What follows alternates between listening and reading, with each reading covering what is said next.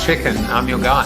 Blinking. I'll have what Joseph has. Look, somebody's talking about you. This is what we call the voice of God. Popping. Everybody just gets to focus on you. Grab me. Probably not the best thing for an introvert. I'm asking for you. Well, I like a good chicken sandwich. Touch me. Hi, David. Comment. Oh my God. Like. You're actually an identical twin. Push. Maybe I'll just ask Julie to talk about what it is to be No. an identical twin. Pick me up. No, you didn't. Shouting. Surprise! Jeremiah, just hang on a second. I just got a text. There's an edit for your new opening, Joseph. I feel really honored to have been here, man. By the way, you've done a masterful job. Seriously. It was such a joy. Thanks, Joseph. It's an honor. Good on you. This was a pleasure. I mean, you are the prime example of how to pivot in this new environment. I wish everybody gets an opportunity to interact with Joseph Jaffe and Corona TV. Who needs Cameo when I've got my own personal Cameo? Well, hello, everybody. Welcome. Happy Friday. I hope you guys are well. I am your host of Corona TV, and Fridays are Fridays because they are community shows. They are powered by my previous guests. And now, with almost 160 of them, there is just so much variety and possibilities and permutations, combinations, diversity of backgrounds, of opinions, of thought. It's just awesome. So, Bob, I know you love the community shows. I love the community shows as well. Today is National Sock Day, and I have kind of always been known by my socks. It's one way that I feel like it's always been very, very hard for men to stand out or differentiate themselves. It's always been a little bit tougher. You know, I mean, even from the prototypical penguin suit that someone might wear, black tie at an affair. And for me, it was always socks. And I actually went and looked around and found this. I typed Joseph Jaffe socks on Google, and someone had taken a photo of myself in my socks. I wish I could tell you right now or show you my socks, but I'm not wearing any.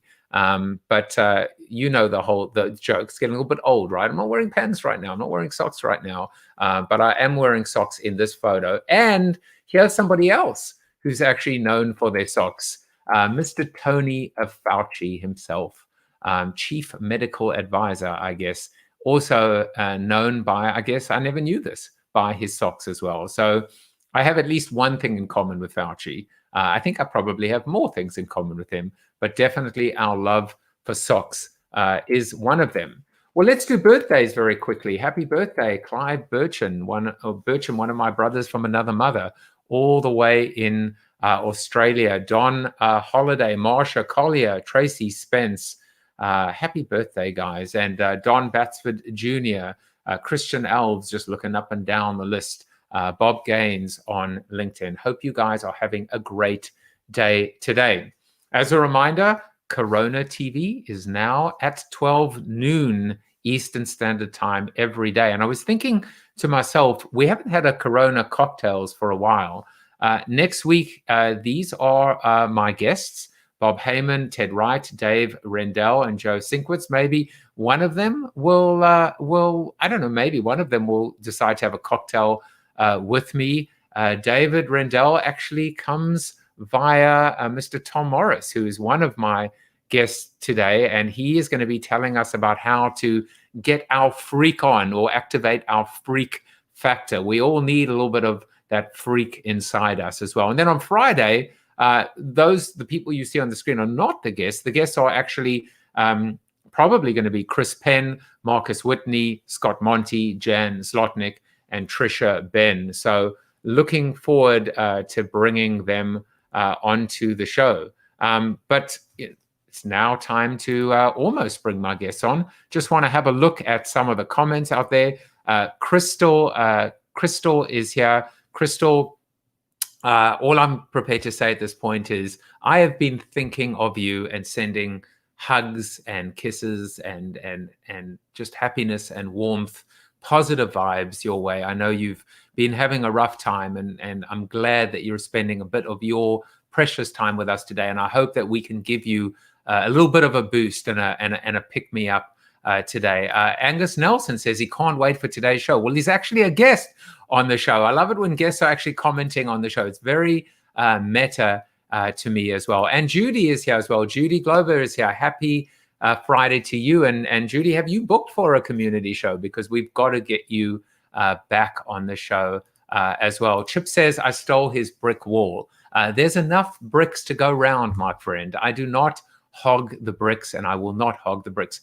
Stephen Rubin has finally figured out that we're not at 2 p.m. anymore. So glad that you're back, Stephen Rubin. And Bob said, best darn socks and made in Vermont. They make great holiday presents. I love the fact that Bob is always punting his home state of Vermont. I think that's amazing. Judi says, sending you good mojo, and she will book ASAP. So can't wait to welcome her back as well. Judi, I keep thinking about that brilliant soundbite on instinct and gut. I haven't stopped thinking about it as well. And Crystal says, oh, thank you so much, Joseph, being here. It's wonderful, and you've made me smile. Well, we will continue to make you smile. So I'm going to mix it up a little bit today. But one of the things I thought I would do before I bring on my guests is there's no seated soliloquy. But yesterday on our after show, and if you haven't experienced the after show yet, you are missing out. You know, I almost am loath to tell you about the after show because it's too special. It's too special for people that aren't special. And how do you know if you're special or not? Well, you're going to have to show up to the after show. It's become a family, and I'm not even saying that, you know, in a hyperbolic sort of way. But this is a little bit of a soundbite from yesterday's after show that I just had to play again. And it stars the one, the only Mr. Steve Garfield. Guys, what I have in my house. Sunflowers. This is downstairs. That's good. And Beautiful. then I really liked everything you said. It was great. And I could just see myself in everything that you say. I do all these things, and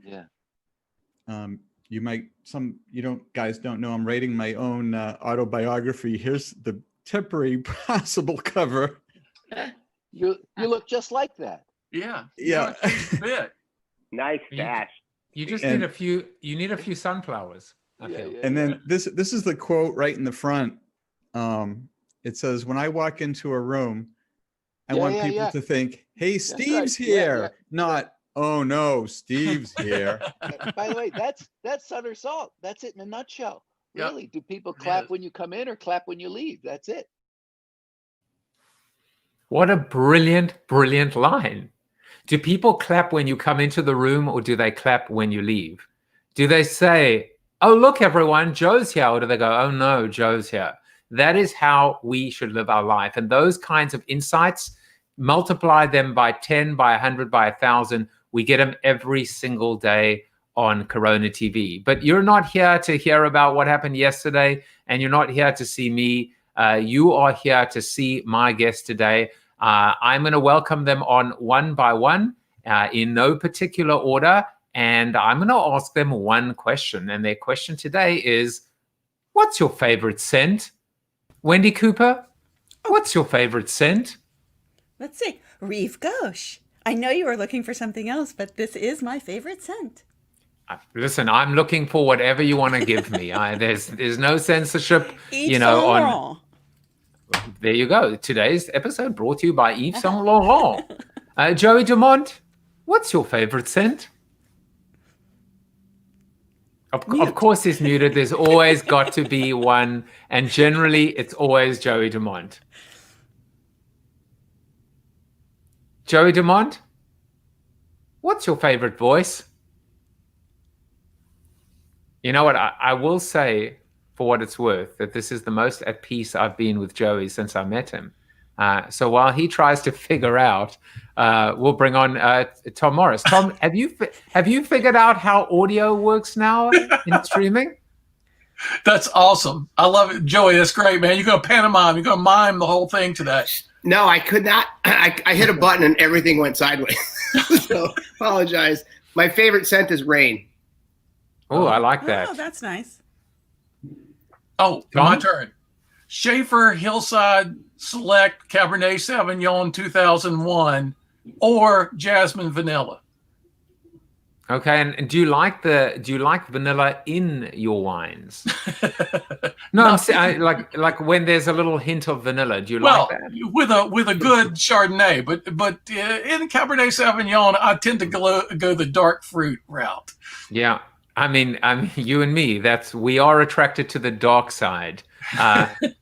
Someone who might not be attracted to the dark side is Mr. Geoff Cottrill. Welcome to the show, Geoff. Hey, how's it going? And let me ask you the question. What's your favorite scent? My favorite scent is lavender. Oh. Lavender. Whoa. And last but not least, is he a vanilla man? Is he a lavender man? Angus Nelson, welcome back to the show. Well, thank you. My wife does these essential oils with a combination of peppermint and lemon. Ooh. And that's one of my favorites. But the earthy one over here, Joey said rain, and I would have to say salty air at the beach. Oh. That would be my naturel scent. Oh, and then I have a third favorite, which is the smell of propane off of a Zamboni on fresh ice. Because I played hockey all of my years growing up. It's an awesome That's fairly esoteric, Angus. It's much better than a hockey bag. It's always great. Always great to be the closer, right? And so I put the sunflowers in the background because even though you like the salty scent, of course, we all choose sun over salt. One of the things that came from yesterday's amazing show. But enough about them. Let's focus on Mr. Tom Morris. Tom, you are batting leadoff today. And for those of you that are new to Corona Community, each person theoretically has 5 minutes. 1 minute to introduce their topic, and then 4 minutes for us to discuss. Now, because for some reason people struggle to follow the rules, I found an app that says time's up. It's a different kind of time's up, I'm assuming. But when people go long, I just hit this button. And let's see if something works. Sounds like Joey's laptop. Come on. Yeah. You see, now it doesn't. Now it doesn't want to work. You guys got the same electronic store. It's my laptop. It's the same thing. Oh, hold on. No, time's up, Joseph. Time's up. That's the time's up button. Your time. Oh, there it is. It's up.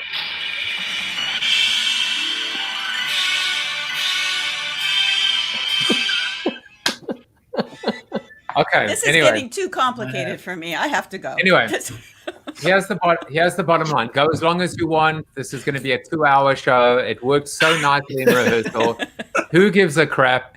Tom Morris, your time. Oops. Tom Morris, your time has just begun. Oh, okay. Well, I kept changing my mind this week about what I wanted to talk about. And I realized Joseph wants me to set it up in about a minute or two. So I chose. I know you won't. That's fine. I chose 4 big ideas. You would have thought with a minute I would have chosen one really small idea, but I've chosen 4 big ideas that are very simple, but they're equally powerful. I mean, they're so powerful, these 4 ideas, that when I gave a talk about them once to a big company, the top executive who had hired me, he emails me the next day and said, those 4 ideas you talked about are so important. I quit my job right after your presentation. He said, I've got to find a company where I can live these ideas or else build one.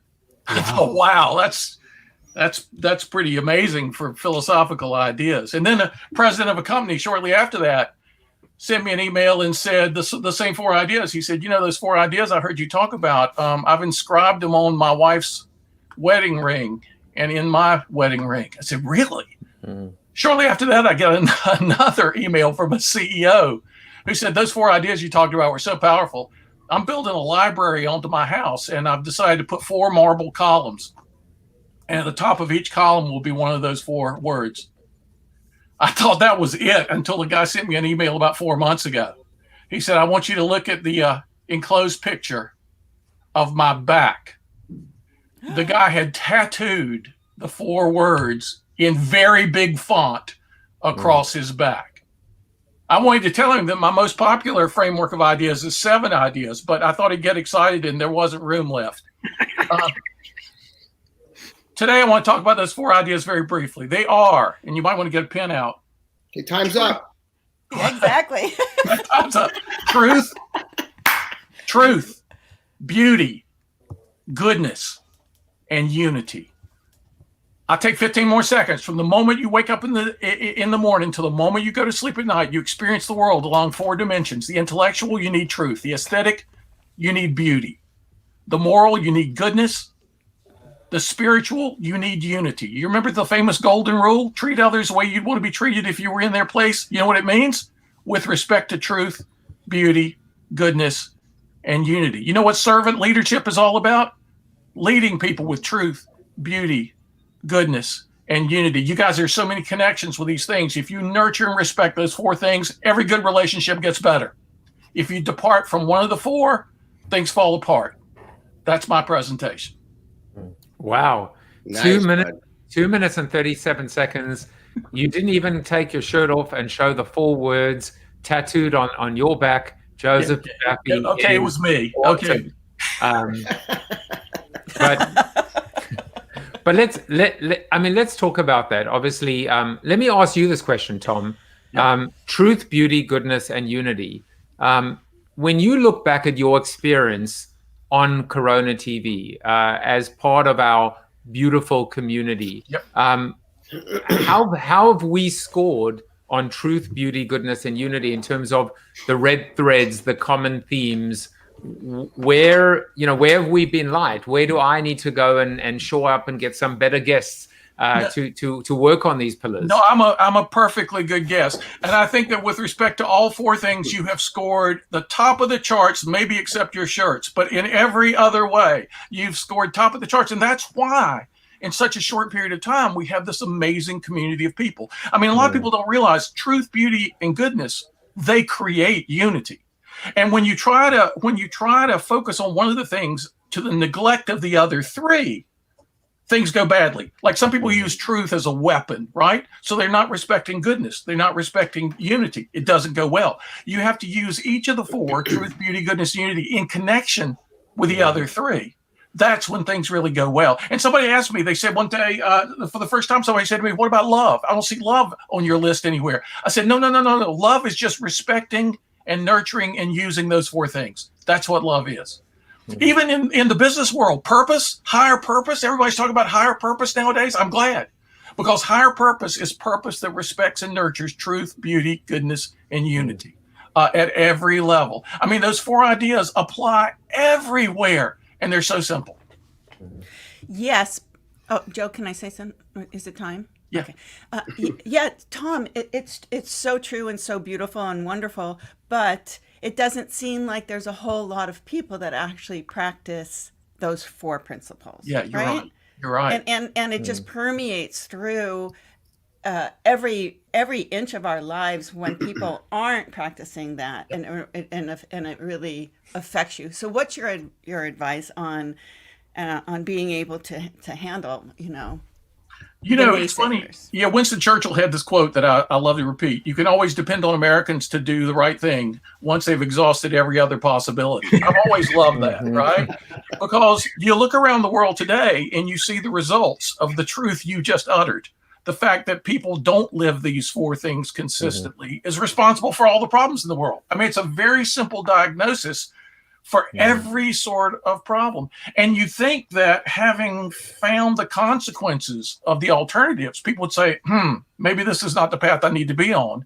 And they get back on it. But not enough of us are out there who understand the right path, highlighting it and pointing it out, its simplicity.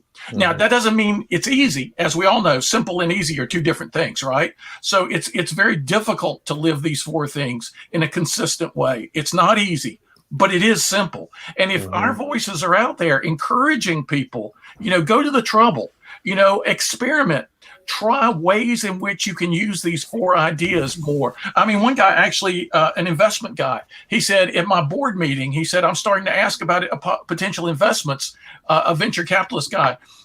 Does this respect truth, beauty, goodness, and unity in doing this investment? Are we living these 4 things? And he said, the first time I brought it up, everybody else around the table says, what? And he said, well, let me just give you a minute's background on this.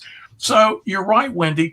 We live in a world in which these ideas are desperately needed. And so, but you read business publications, magazines, Harvard Business Review, you read Fortune, you read Forbes, you don't see people talking about truth, beauty, goodness, and unity. Socrates, the least important things we think about and talk about the most important things we think about and talk about the least. We should turn I picked up two things that I just wanted to put a little, two cherries on top of that beautiful Sunday. The first is just to reiterate what you said is, you need all four and they're balanced. It's a table and you need to make sure that they're all there. So it's not about deficient. You've got to have that balanced you need them all together and they all have to be present at the same time. The other thing is what Wendi was saying, which I thought was really interesting, is we got this point that came up yesterday when we spoke about sun and we spoke about positivity and we spoke about love, which is if this is true, and it is, if this is simple, and it is, why do we struggle? Why are we naturally gravitate towards the bad news and the negativity? Something to think about.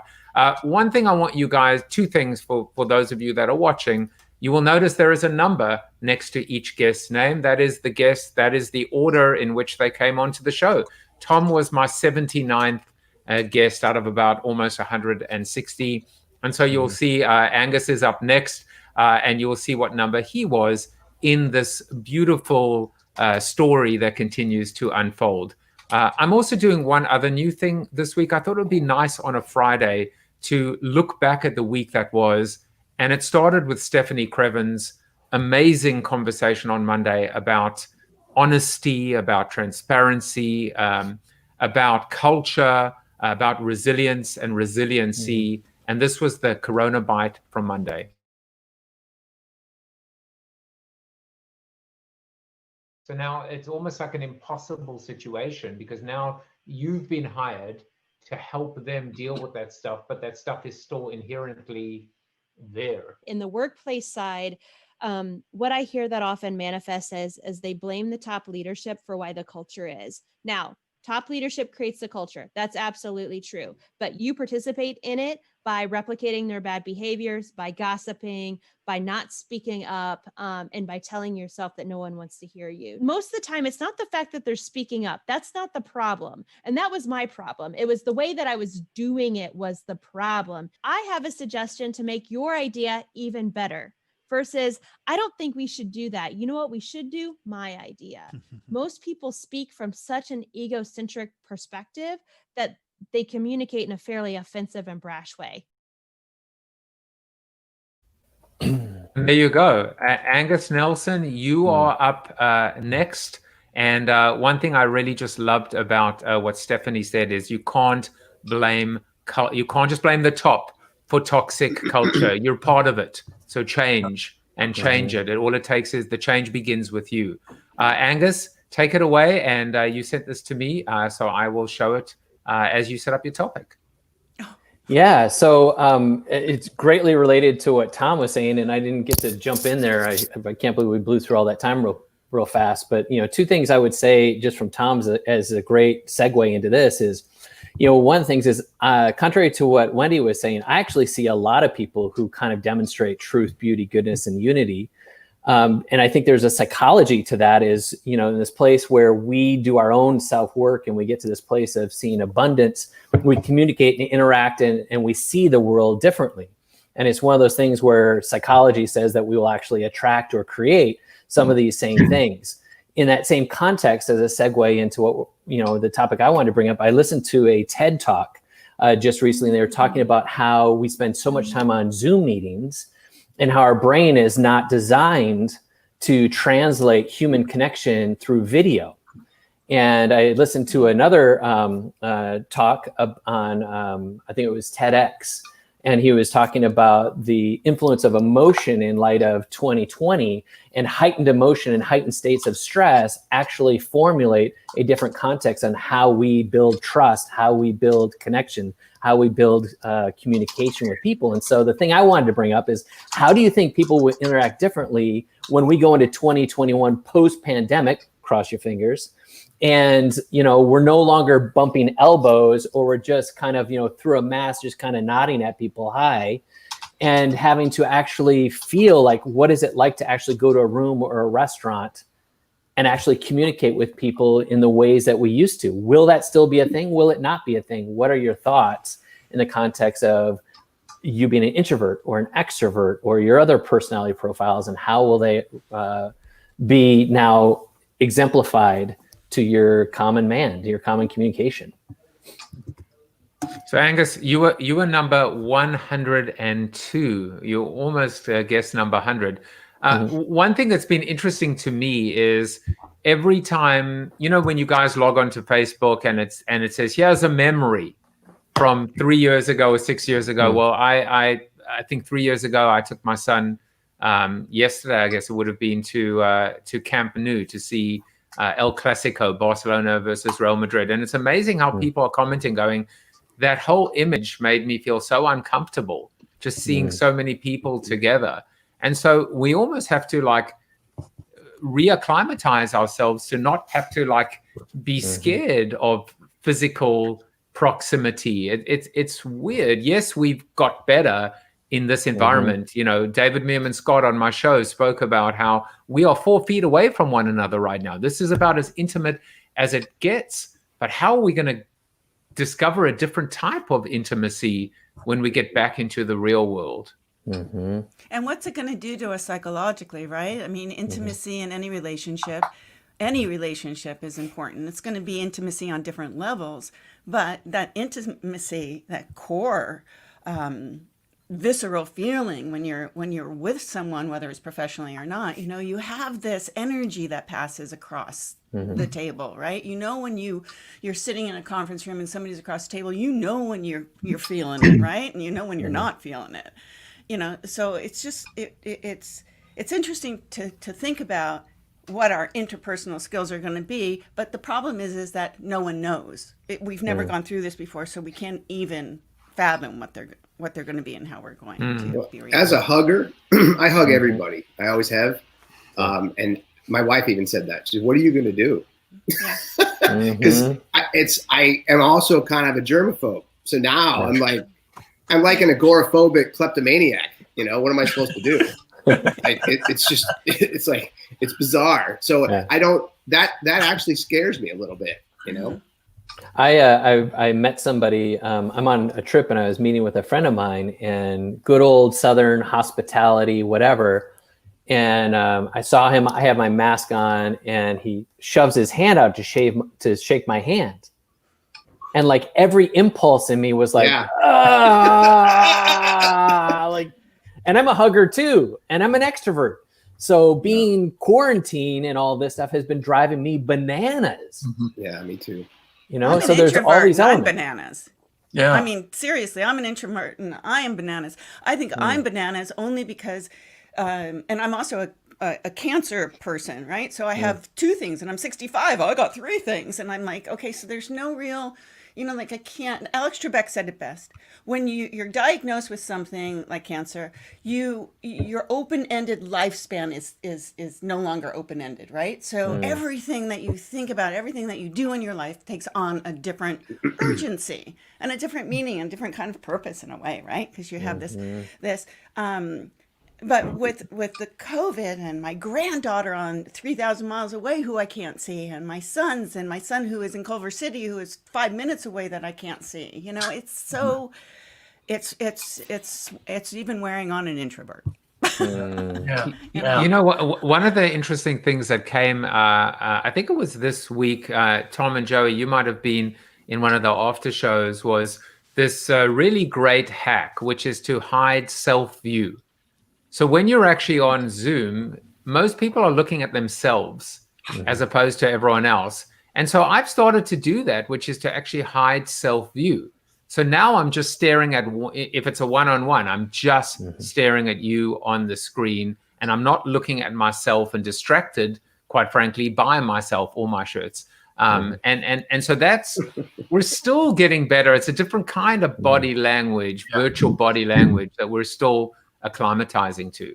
And you know what's interesting about all this is I did a kind of a study of the history of innovation not too long ago, and all the great innovations have come out of these crucibles with a bunch of people physically together. I mean, you look back at ancient Athens in ancient Greece, you look back at the Renaissance, you look at the Harlem Renaissance, you look at the Impressionists, you look at the Hemingway and his buddies in Paris, Silicon Valley. It was people physically in proximity with each other. So it is interesting that a famous psychologist said to me 6 months ago, he thinks this is going to be the most innovative year ever in modern history.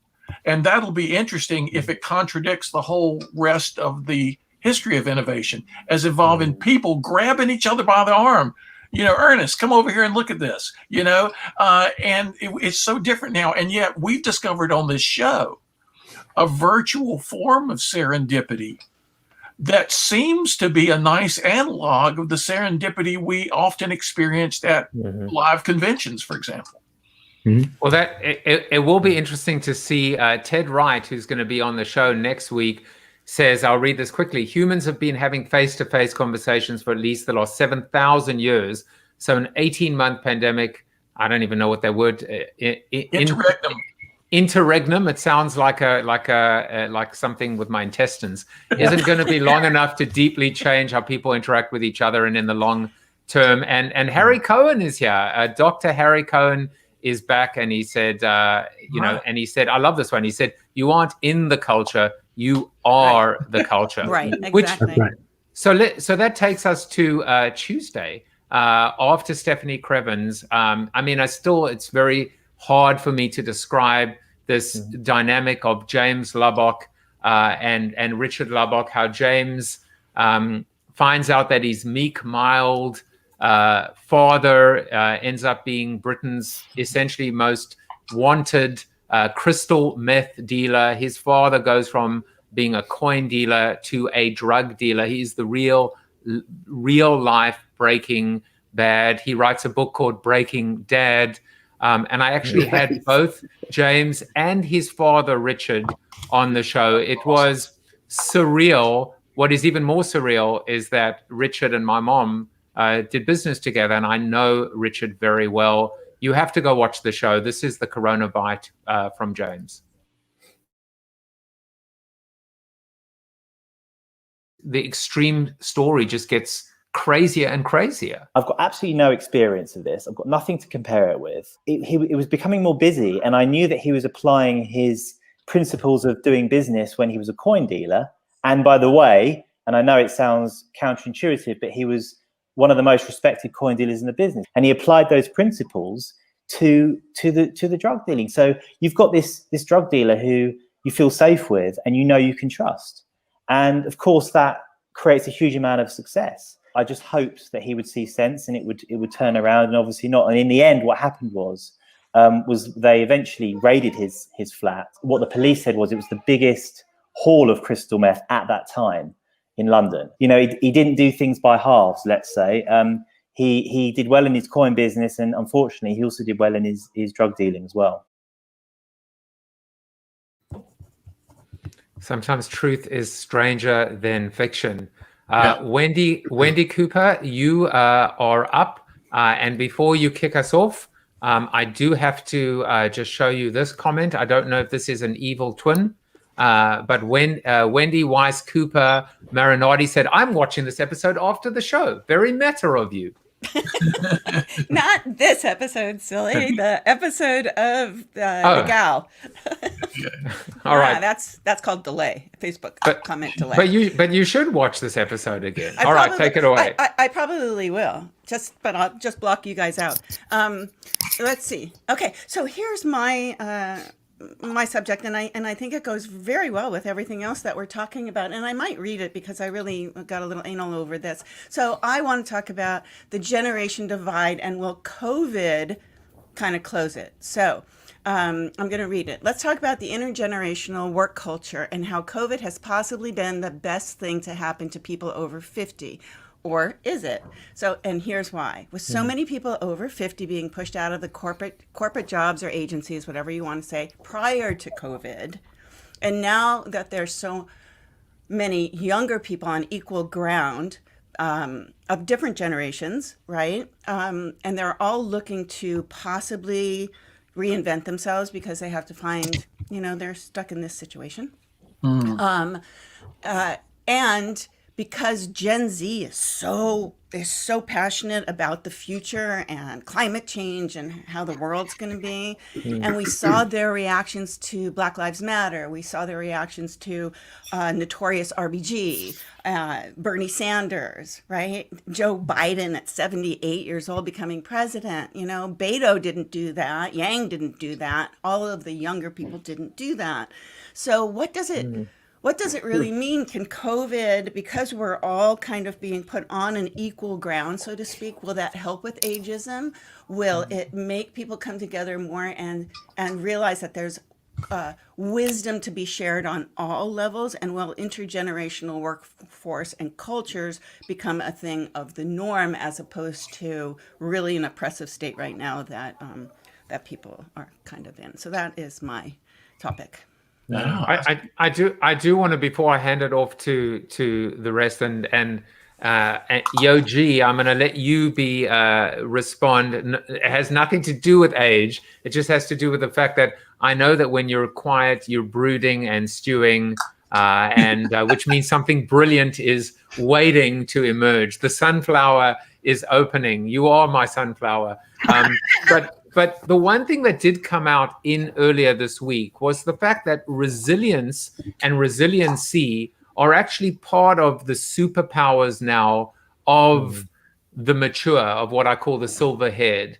And you know what? No one else can bring that to the table. So we all talk about wisdom and experience, but there's a certain resiliency now that the world needs. It can only come from this group or constituency that, quite frankly, might have been overlooked.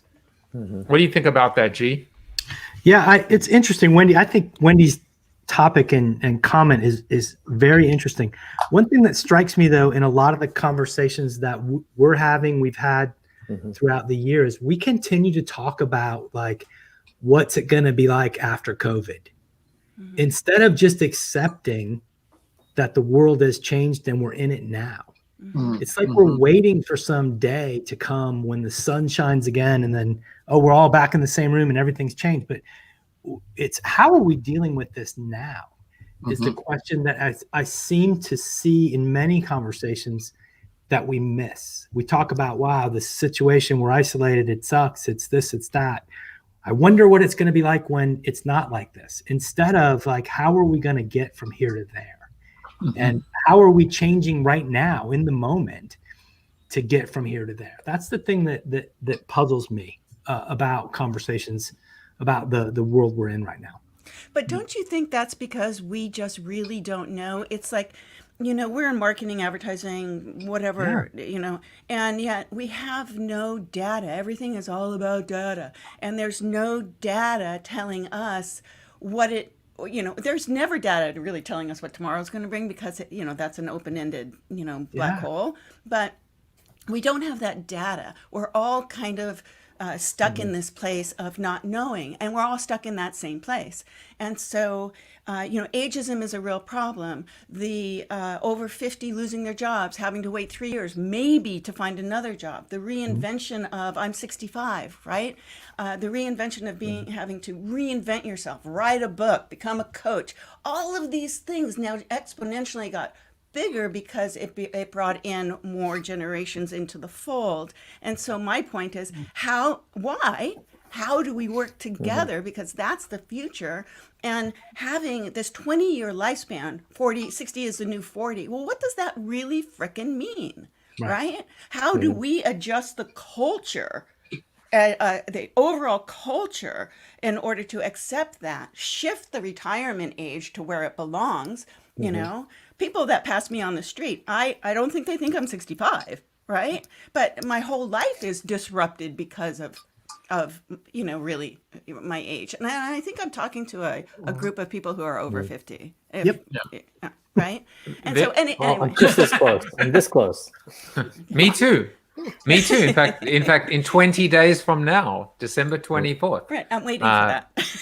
And there's going to be a show.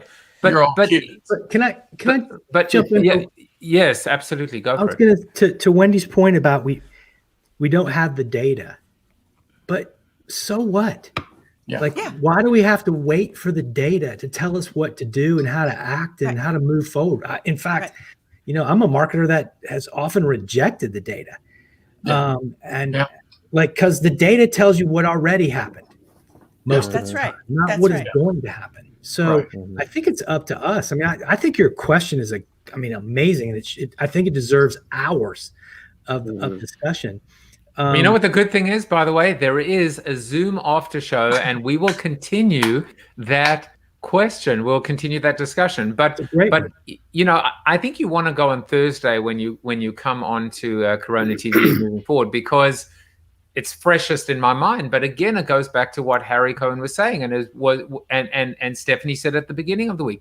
Everything begins inside you. The sun is inside you.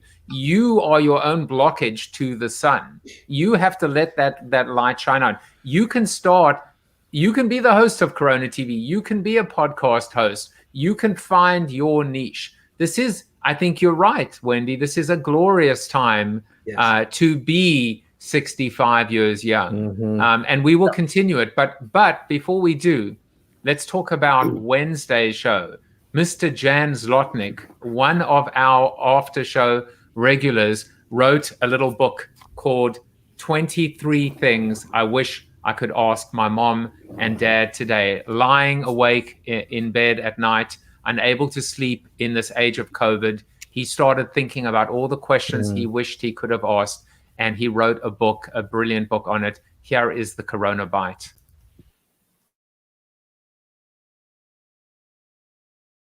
Another companionship are the things that you do. The things that you do when you wake up and during your day. And I found that push-up regime became a companion of mine in a weird way. The little notebook that I keep on me, I think I have, always have it in my back pocket where I write down stuff, a companion of mine. This show, Corona TV, is a companion of mine.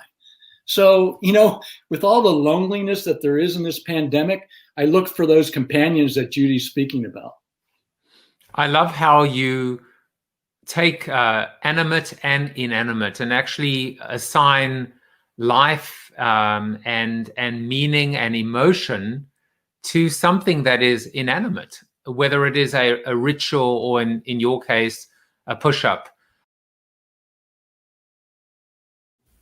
I love that, and this idea of rituals and companionships coming from the inanimate, a very, very strong thought. By the way, you will have noticed I was wearing a suit. I was going to say, you were looking pretty sharp, dapper. Jan, he criticized my Spider-Man T-shirt from Monday. So I hope you guys don't mind the poop emoji shirt that I'm wearing today.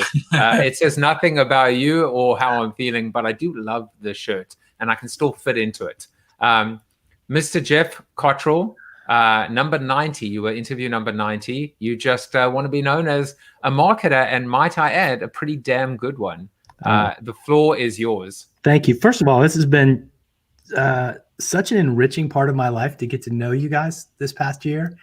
I mean, to think about getting a happy birthday on Facebook and clicking onto it and then introducing myself to you. And then suddenly I'm on a show and suddenly I'm on after shows and I've got new friends. It's just been amazing. So I just want you to know how grateful I am for what you have done here and what everybody here has done and continues to do. I don't get to tap in every day, but when I do, it makes my day so much better. And it makes ours too. Trust me. I want to say that. So a couple things, just one's an observation, and then I think I want to build a little bit on what Tom was saying. It's just a bit of a question. One thing I'm really getting tired of seeing is all the fake empathy that is going on, that continues to go on minute after minute after minute about, I understand how you feel. We're in this together. We're going to get through this. And, hey, well, you want to buy a new car? I don't see how you being in it with me and understanding how I feel has anything to do with you delivering a touchless car to my driveway. Like, I'm so disappointed in the marketing and advertising world for beating that drum so hard and not actually, saying anything new. And that leads to the thing that I really want to talk about, that I think is that there are two things that I think are missing in today's world. And one of them is humility. We always talk about empathy, but there's such a lack of humility in the things that we do and in our everyday interactions with each other. And I wonder where that has gone. And then on the flip side, I also wonder where courage has gone. I sit and I watch very carefully what happens, in my industry. And there is very little courage. We copy each other. We emulate each other. You do this, I'm going to do the same thing, only a little bit different. And courage and humility, how they're different things, but how, when they're brought together, how powerful that they can be. And I'm curious to think about, or to hear about what you think, Tom, about like, where have those things gone? Yeah, that's a great question, because the 4 ideas I brought you guys were from a book called If Aristotle Ran General Motors, a book I wrote a long time ago, 1997 it came out. And at the end of that book, I talked about how do you have the courage to talk about things like truth, beauty, goodness, and unity in a world in which nobody talks about such things. And I said there were 2 keys to leadership greatness in doing such a thing: nobility and humility. And you almost never see those things in a proper balance in somebody's life. You see leaders who are have a great sense of nobility of their purpose. We're going to change the universe. We're going to change the world. Sometimes that breeds arrogance, right? And you see other people who are thrust into leadership positions who have this great sense of humility, but like, I'm not sure I'm the guy to do that. I'm not sure we're the people to do that. It breeds kind of an impotence, right? But it's humility and nobility together. And what gives you the courage is the nobility of purpose, along with the humble appeal to other people. How do you guys think we should be doing this? And then the courage is taking all that and moving forward. And you're absolutely right, Geoff, in a world in which truth, beauty, goodness, and unity can be on the wane, like Wendi was saying. And Angus is right. We're lucky. We on this Zoom, on this TV show, we're lucky because we're surrounded by people often who embody these things. Right. But not everybody is that lucky. And when truth, beauty, goodness, and unity start waning, then people lose courage because they're not in touch with the things to give you courage. People lose humility because they don't realize, like Isaac Newton, how small. Isaac Newton said, I feel like a kid playing with shells on the seashore where the whole ocean of truth is out there yet to be discovered. Now, this is Isaac Newton, right? One of the greatest scientists in history. When we lose touch with the bigger things in life, we lose touch with the humility that comes with recognizing our smallness in the grand scheme of things. When we lose touch with those particular big things, we lose the supports of courage.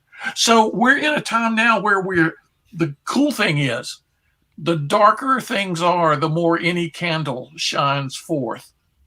We're in a time now when we can make a huge difference, reminding people of ideas that matter. So thanks for bringing that up. That's cool stuff. Yeah. And G, I think you've just come up with a marketer's dream idea for a promotion. Step right up to the fake empathy sale, 10% off your next Lincoln. But on a different note, I've decided to get a tattoo on my back for my 50th birthday of the new 4 words, which are courage, empathy, nobility, and humility. So there you go. I know a good parlor. Yeah. As long as you just don't call this you know what Zoom. I'm glad you corrected yourself, by the way. Can I ask G a question, Joe? You can ask him a question like so quickly because we're actually on time. I'll ask on the other. No, you can ask it quickly. As long as he gives you a quick answer. What? Well, I don't know about that. But so, what is it that you would do? What would you do if in advertising or in marketing to overcome what you're talking about? How would you approach it? Well, first I would really consider the consumer or the people that I'm trying to connect with. And I would think about what maybe they want to hear, not what I want to say. Right. My biggest problem with marketing is that we get up in the morning and we know what we want to say. And then we create things to say the things that we want to say. And we often don't think about what it is that you want to hear or what the context is of. So I would push us to be a little bit more sensitive in the fact that a company, I'm sorry, no matter what, Ford Motor Company, who I have nothing against, is never going to understand how I feel. They're never going to be in it with me. They're not here at my house dealing with the things that we're dealing with. So stop trying to act like you are. Stop trying to act like you're my friend when you're not my friend. And I think that too many brands make that mistake. They act as if, well, I'll just try to friendly up to these people and then they'll love me. And it's like, no, we won't. Then that's the 20% we don't give a crap about you discount. Yeah, right, exactly. Yeah. All right. Well, Joey Dumont, what do you think about me? Like, that's what they say. Well, I really do want to be your friend, and I do think about you. I also think about Joey Dumont, and I also think about Dr. Harry Cohen, who was yesterday's guest. This is a phenomenal little clip from the show, introducing a new word which is known as yebadai.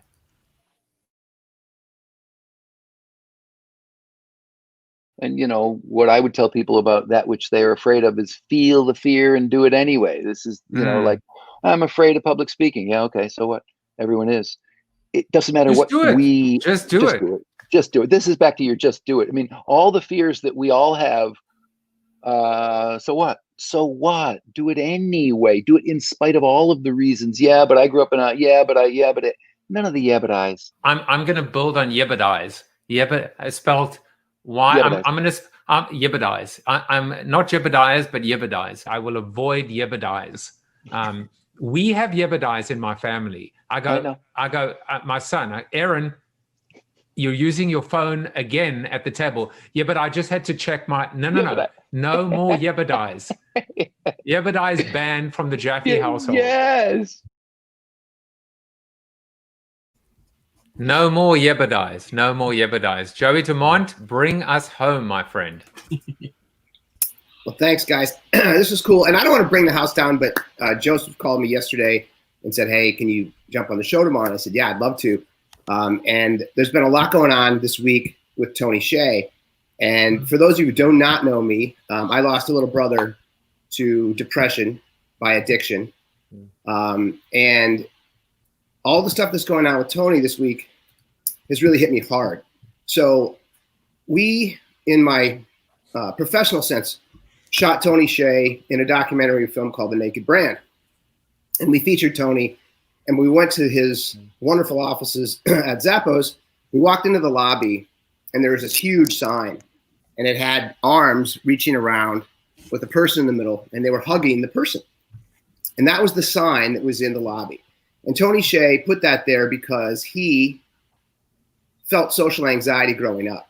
He always felt like he was an outsider, that he wasn't the cool kid. And he wanted a place, as he described it, as misfit toys, where he could have all of the people that didn't feel like they belonged somewhere. And Zappos was known for its customer service, and it was known for all these wonderful business machinations, but really people didn't pay attention to how wonderful Tony's soul was. He was a very sweet guy. And when we filmed we actually showed our documentary at one of his theaters that he bought in downtown Vegas. And while he was on stage with us, he was really nervous. You could see his hand shaking. And I talked to some of my friends who worked with him directly afterwards at dinner. And they said, Tony doesn't like the spotlight. Tony loves people. Tony loves to help people. Tony loves what he's doing in the community. And that's what he's been doing in Vegas. And you guys read about his death recently. But what is not, and it is starting to come out, and to apply the Socrates triple filter to it, is what I'm about to say true. From the conversations I had with people that worked with Tony this week, it is true. Is it good? And is it useful?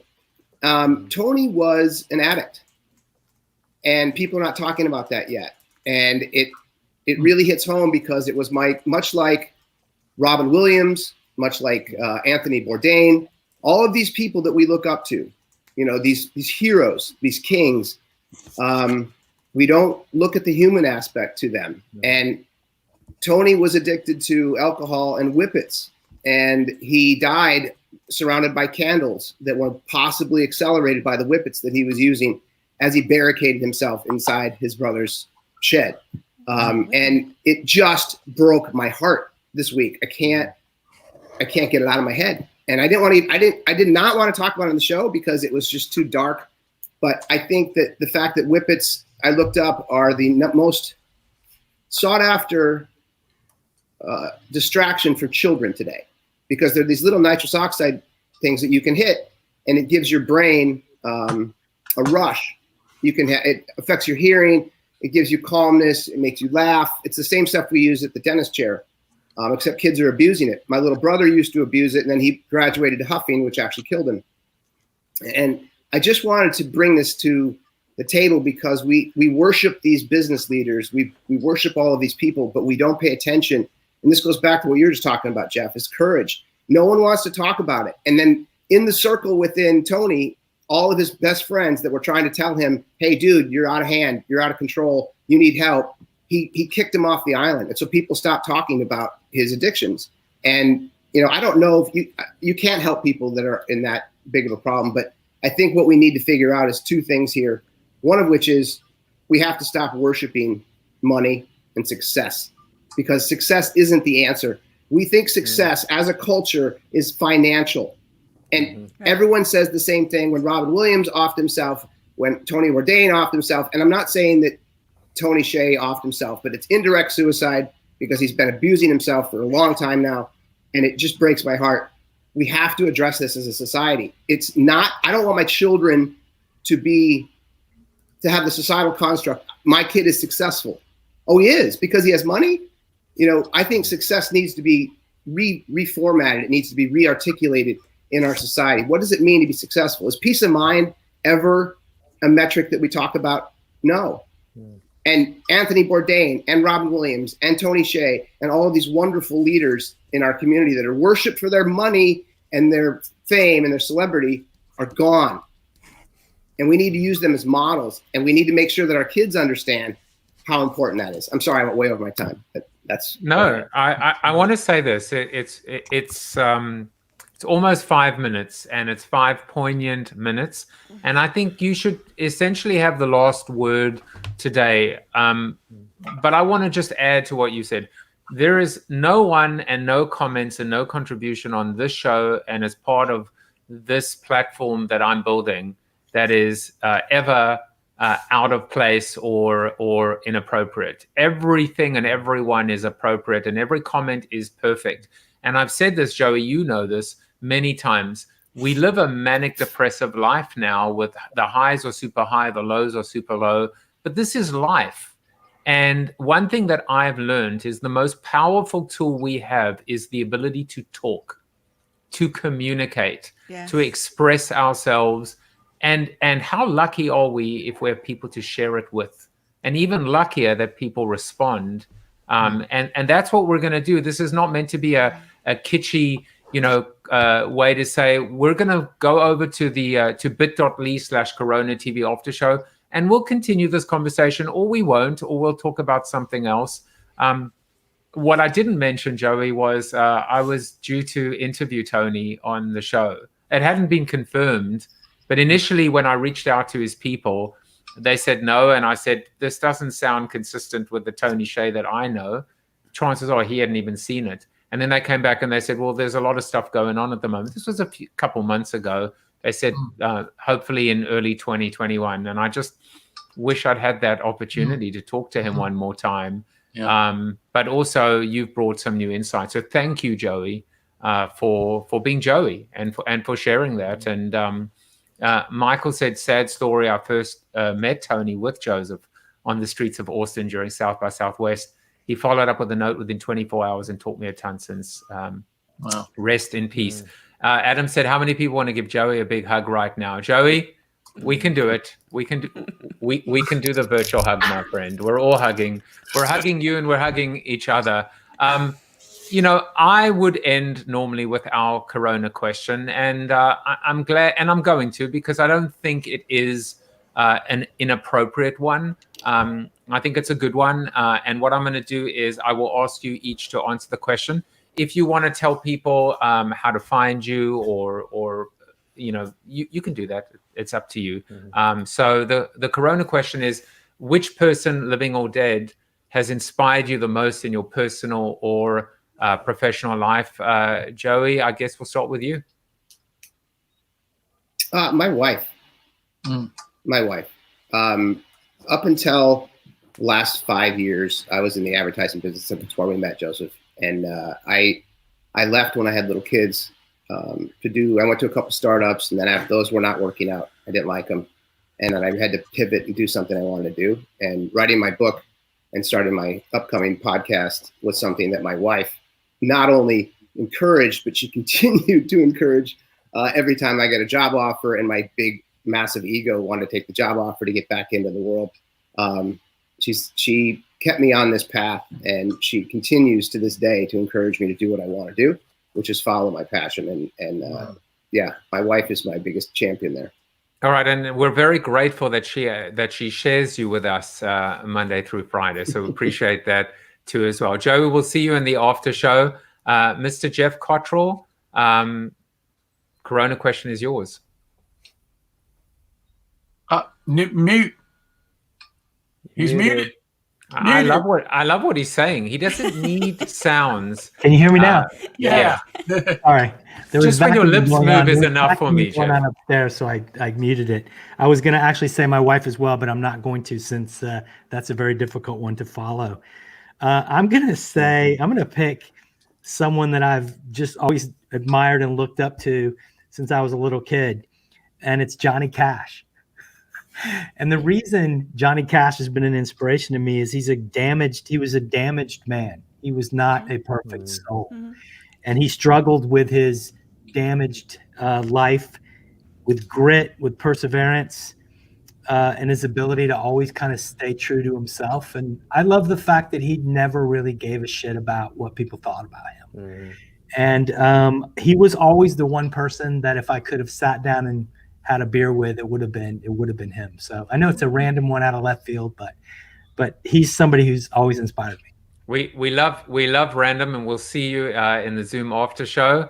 Wendi Cooper, number 67, guest number 67. Corona question is yours. Well, mine would have to be either Lady Di or Jackie O. Wow. And because they're both women who really suffered internally, right? But yet externally, really, except for Lady Di. But Jackie O is always so elegant and so focused on what she wanted after JFK died and she left. But also she just exuded this elegance, and that I just loved. I still love. Anyway.